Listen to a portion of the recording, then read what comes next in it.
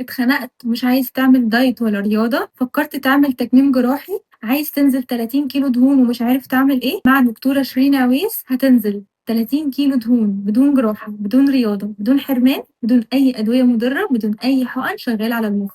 هنعمل تكميم معدة بدون جراحة. جايلنا منين؟ أنا من طنطا. خسينا من كام لكام؟ 100 كيلو وصلت 70. هل احنا خدنا أي أدوية تخسيس مضرة؟ لا أبدا والله، ولا أدوية ولا أي حاجة خالص. كنت خايفة من ايه قبل ما تبدأي معانا؟ كنت خايفة بصراحة إن تكونوا بتدوا حقن منجارو أو أدوية بتشتغل على الدماغ أو كده.